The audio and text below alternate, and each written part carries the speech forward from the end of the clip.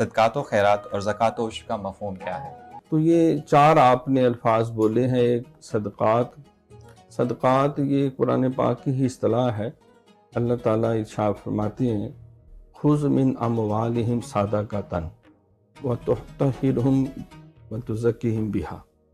اے محبوب ان سے صدقات لے لو اور ان کو پاک کرو اور ان کا تزکیہ نفس کرو. سبحان اللہ. اور یہ بھی ارشاد ہے کہ تو خذ من اغنیائہم وترد الی فقرائہم. ان کے امیروں سے مال لے کر ان کے غریبوں میں لٹا دو.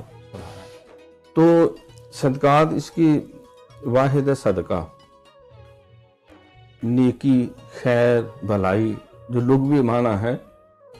لیکن شریعت کی اصطلاح میں وہ مال جو اللہ کی رضا کے لیے اللہ تعالیٰ کے بتائے ہوئے طریقے اور رسول کے مطابق ادا کیا جاتا ہے اس کو صدقہ کہتے ہیں. خیرات کا لفظ جو ہے یہ اس کی جمع خیر ہے. یہ بھی قرآن پاک کی اصطلاح ہے فاستبقوا الخیرات. تم خیرات میں آگے بڑھ جانے کی کوشش کرو. یسألونک ماذا ینفقون قل ما انفقتم فللوالدین والاقربون وہ بھی ہے.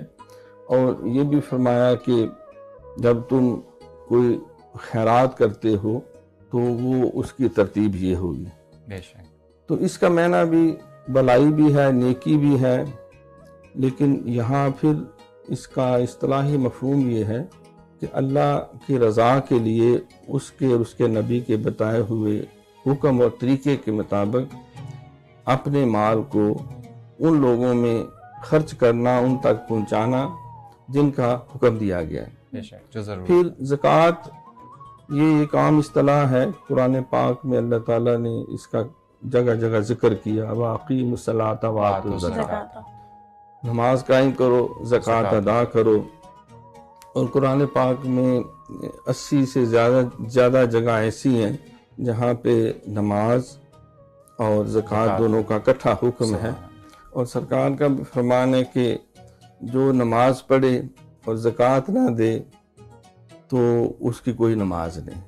جو زکوٰۃ دے اور نماز نہ پڑھے اس کی کوئی زکوٰۃ نہیں. یہ لازم و ملزوم ہے.